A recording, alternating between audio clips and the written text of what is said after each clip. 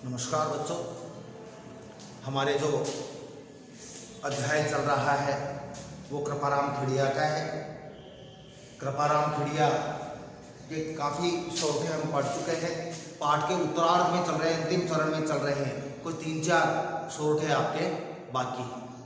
उन्हीं शोधों को हम पढ़ते हुए इस पाठ को समाप्ति की ओर ले जाएंगे। उनमें कौन सा दोहा है आपके? खड़ गुड़ अण खुताय एक भाव करे आदरे, ते नगरी हुताय रोही आछी रात। 4 चीजों के बारे में है बच्चों। एक तो खड़,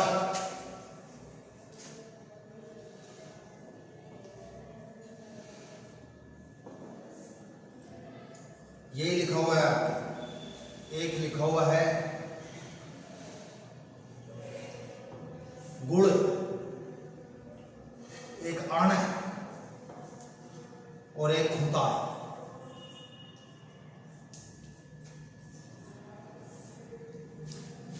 ये 4 चीजें हैं।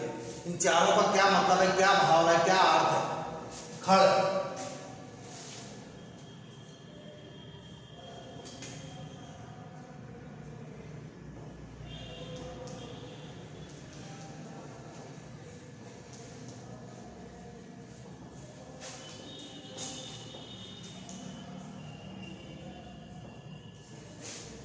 तेल निकालने के बाद बचा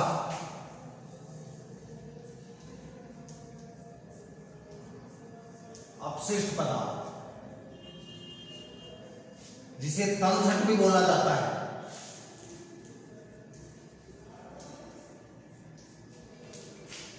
अभी समझा दूंगा। गुड़ का मतलब गुड़, अन्न का मतलब अन्न और खुताय का मतलब भूसा।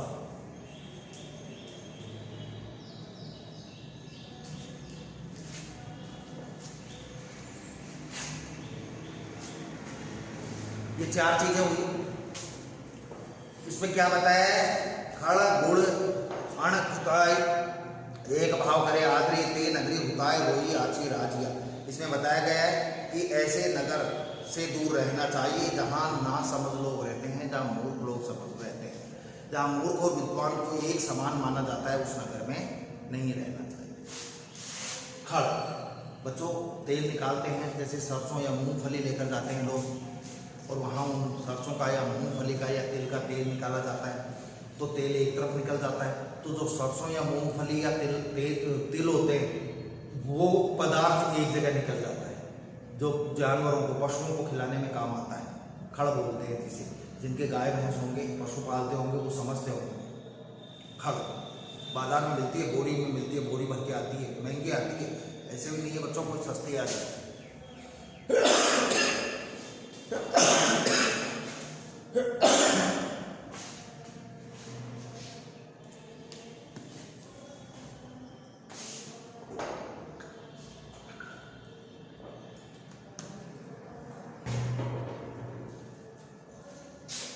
गुड़ जानते ही हो आप। गुड़, खुताय भूसी, चारा होता है ना, भूसा, जो पशुओं को चारा दिया जाता है। एक तो हरा चारा होता है और एक सूखा चारा होता है। उस सूखे चारे को राजस्थानी में तूड़ा बोला जाता है, जानते हो? वो अन्न 4 चीजें हो गई। जो इन चारों को एक जैसा समझता है, जबकि चारों तो एक जैसे होते हो ही नहीं सकते, क्योंकि ये चीज इंसान नहीं खा सकता और ये चीज इंसान नहीं खा सकता। खा सकता है क्या? इंसान ये चीज खा सकता है, ये चीज खाता है।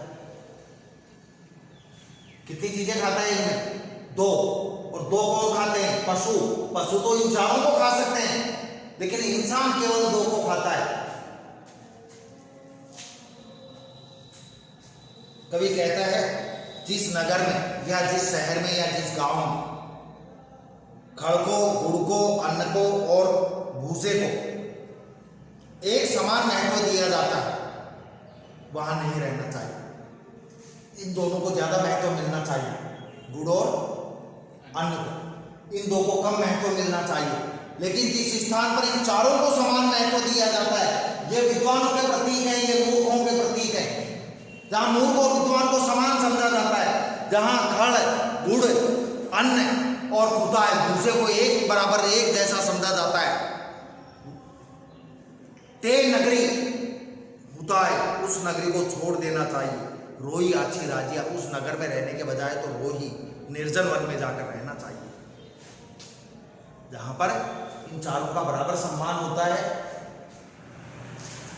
उस नगर में नहीं रहना चाहिए जहां मूर्ख और विद्वानों को समान समझा जाता है, उस नगर में नहीं रहना चाहिए।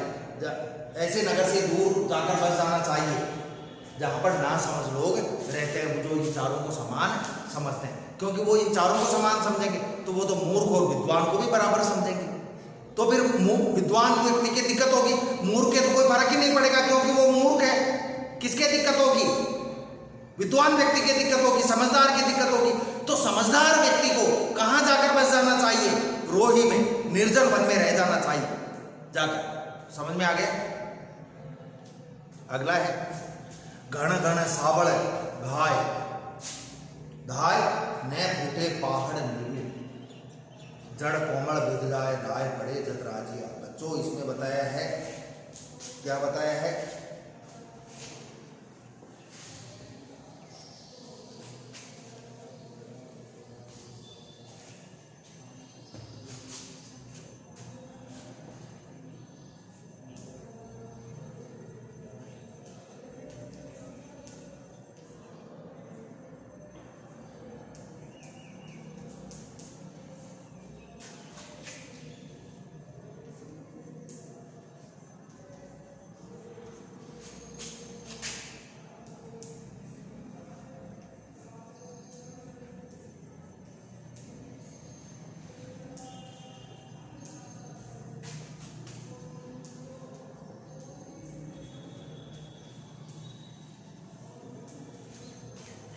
परिवार या मित्रता में कभी भी मतभेद नहीं होने देना चाहिए। मतभेद होना,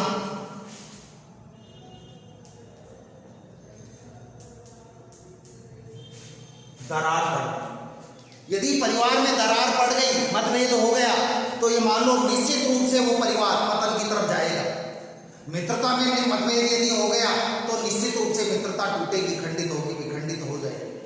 तो परिवार और मित्रता में कभी भी मतभेद नहीं होने देना चाहिए, और यदि मतभेद हो गया हो तो उस मतभेद को दूर करने का प्रयास करना चाहिए।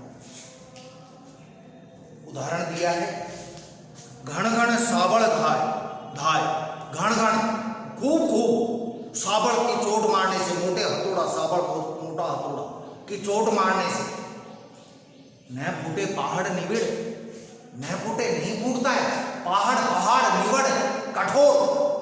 अरे मोटे हथौड़े की पहाड़ के ऊपर खूब चोट मारो, पहाड़ नहीं टूटेगा, पत्थर नहीं टूटेगा।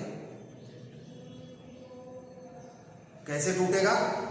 जड़ कोमल भिदला, यदि उस पहाड़ में कोई दरार होगी थोड़ी सी, तो वो साबड़ उस दरार में घुसाकर फिर जोर लगाएंगे तो वो मोटा पत्थर भी टूट सकता है। मतलब उस पत्थर में, उस पहाड़ में दरार होने पर उसको साबड़ से तोड़ा फोड़ा जा सकता है पहाड़ को, लेकिन यदि उसमें दरार नहीं हो तो पहाड़ को नहीं तोड़ा जा सकता। उसी प्रकार यदि परिवार में दरार नहीं हो तो परिवार को नहीं तोड़ा जा सकता। मित्रता में दरार नहीं हो, स्वार्थ नहीं हो तो मित्रता भी नहीं टूट सकती, लेकिन इनमें थोड़ी सी दरार आ जाने पर, मित्रता में, परिवार में, तो परिवार टूट जाता है, मित्रता टूट जाती है। जैसे पहाड़ में जो पत्थर होते हैं, उन पत्थरों को खूब मोटे मोटे हथौड़े से खूब चोट मारी जाए, वो पत्थर, वो पहाड़ नहीं टूटेगा। लेकिन पहाड़ में यदि एक थोड़ी सी दरार होगी, जड़ कोमल भिद जाए, तो जड़ यानी जड़, पेड़ पौधे की जड़ होती है ना, कोमल भिद जाए, वो पेड़ पौधे की कोमल जड़ भी उसको भेज देती है, यानी उस दरार में से बाहर निकल जाती है। पेड़ तो कोमल होता है, थोड़ा तो मोटा होता है, दरार नहीं हो तो क्या वो कोमल जड़ पौधे के रूप में बाहर निकलेगी उस दरार में से? कभी नहीं निकलेगी। राय पड़े जग राजिया, राय यानी दरार पड़ती है तभी ऐसा होता है। पहाड़ में दरार पड़ती है तो जो बहुत कोमल पौधा होता है उसकी जड़ भी है जो उस दरार से बाहर आ जाती है। वैसे ही परिवार में जब दरार पड़ती है तो जो अन्य लोग हैं, जो दूसरे लोग हैं, वो उस दरार का फायदा, उस मतभेद का फायदा उठाते हैं। इसलिए कभी भी परिवार में मतभेद नहीं होना चाहिए। एक साथ देख लो सीधा, कवि कहते हैं कि सब्बड़ या बड़े हथौड़े से प्रबल चोट किए जाने पर भी कठोर पर्वत नहीं फूट पाता, उसी प्रकार उसी पहाड़ में दरार पड़ जाने पर कठोर हथौड़े की तो छोड़ो, पौधे की कोमल जड़ें वो भी उसके भीतर से बाहर आ जाती है। चाहे कोई बहुत सुरक्षित किला हो, चाहे राज्य हो या परिवार, दरार अर्थात फूट पड़ जाने पर साधारण शत्रु भी उसमें प्रवेश करके हानि पहुंचा सकता है। जैसे देख लो ना, घर का भेदी लंका ढाए, विभीषण राम की सेना में मिल गया और रावण को मरवा दिया। यदि विभीषण राम की सेना में नहीं मिलता तो राम को कभी पता नहीं चलता कि रावण के पेट में अमृत कुंड है। रावण के पेट में अमृत कुंड था, राम से मर ही नहीं रहा था। विभीषण ने कहा कि इसके पेट में अमृत कुंड है, पहले उस अमृत को सुखाओ, उसके बाद मरेगा। परिवार में दरार पड़ने का फायदा किसने उठाया? भगवान राम ने उठाया। तो परिवार में कभी भी मतभेद नहीं होने देना चाहिए। बच्चों समझ में आ गए होंगे दोनों। एक और बच रहा है, पय मीठा कर पाक जो इमृत सींचीजे, उर कड़वाई आंख रंच न मुके राजिया। यानी इसमें क्या बताया है? जो ईर्ष्यालु स्वभाव के लोग हैं, जो कुटिल हैं, जो दुष्ट स्वभाव के लोग हैं, उनसे दूर रहना अच्छा होता है। क्योंकि हम सोचें कि हम ईर्ष्यालु स्वभाव वाले, दुष्ट स्वभाव वाले लोगों के स्वभाव को बदल देंगे, ऐसा कभी भी नहीं होता। व्यक्ति का जैसा स्वभाव होता है वैसा ही रहता है, उसको चाहे लाख बदलने की कोशिश की जाए, व्यक्ति का स्वभाव, व्यक्ति की आदतें कभी भी नहीं बदल पाती। ठीक है। पय मीठा, पय यानी दूध, पय यानी दूध, मीठा और शक्कर। दूध और शक्कर में कर पाक यानी डालकर पकाओ। आंकड़ा होता है ना, जानते हो ना, भगवान शंकर के आंकड़े का फूल चढ़ाते हैं। आग के पौधे को, आंकड़े को जहरीला होता है वो, उसको चाहे कोई कितने ही दूध में और पानी में, मीठे मीठे पानी में दूध में मीठा डालकर, पय मीठा कर पाक, चाहे कोई कितना भी पाक करे, पकाए, खूब उबाले, एक बर्तन में दूध डाल दे, उसमें शक्कर डाल दे और फिर उसमें वो आंकड़ा डाल दे, खूब पकाओ उस आंकड़े को दूध और मीठे में। लेकिन क्या आंकड़ा अपना मूल स्वभाव, जो जहर का, विष का प्रभाव है, उसको छोड़ देगा? नहीं छोड़ेगा। फिर भी वो कड़वा ही रहेगा, जहरीला ही रहेगा। जो अमृत सींचे जे, चाहे उसको अमृत से सींच लो अथवा उसे अमृत से सींचते रहो, ये उपाय करने पर भी दूध और दूध में मीठा डालकर खूब उसको उबालो, फिर भी वो अपने कड़वाहट नहीं छोड़ेगा। चाहे उस आंकड़े को रोज अमृत से सींचो, फिर भी वो अपनी कड़वाहट, अपने विषपन को नहीं छोड़ता है। समझ में आगे? पहले लाइन, उर कड़वाई आग है जो अपने अंदर की उर की कड़वाहट को, अपने अंदर के विष को, रंच न मुके राजिया, रंच यानी थोड़ा सा भी मुके यानी कम नहीं करता है। उसके अंदर की जो कड़वाहट होती है, जो जहरीलापन होता है, वो लेश मात्र भी कम नहीं होता है। ये तो सीधा अर्थ हुआ। कभी कहता है कि आग को मीठे पानी या दूध में पकाओ अथवा उसे अमृत से सींचते रहो। इन सब उपायों से को करने से भी उसके अंदर का जो कड़वाहट है, जो विषैलापन है, वो कभी भी कम नहीं हो सकता। भाव यह है कि स्वभाव से जो ईर्ष्या करने वाले लोग हैं, जो कुटिल लोग हैं, दुष्ट लोग हैं, उनको सुधारना, या हम चाहें कि वो मधुर स्वभाव वाले हो जाएं, ऐसा सोचना या ऐसा करना गलत है। ऐसा वो कभी भी नहीं कर सकते। उनका स्वभाव कभी भी मधुर नहीं हो सकता। बच्चों, ये चैप्टर आपके पूरा हो गया है और इसमें कुछ क्वेश्चंस हैं, वो आपको करके लाने हैं। मेरे को पता नहीं मैंने पहले वाले चैप्टर्स के क्वेश्चन दिए या नहीं दिए। आप मेरे को आज ऑनलाइन क्लास होगी उसमें बताओगे। इसमें क्वेश्चन करने हैं आपको।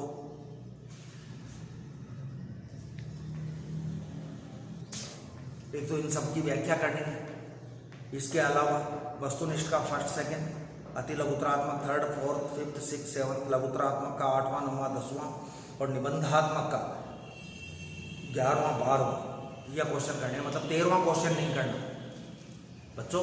कहने का मतलब है 13वां क्वेश्चन नहीं करना आपको। 13 के अलावा 1 से लेकर 12 तक सारे प्रश्न करने हैं और व्याख्या सभी पदों की, दो दो पदों को एक साथ लेकर व्याख्या कर दें। ठीक है, फिर भी कोई प्रॉब्लम हो आपको तो निश्चित रूप से आप मेरे से संपर्क कर सकते हैं। ठीक है बच्चों, धन्यवाद।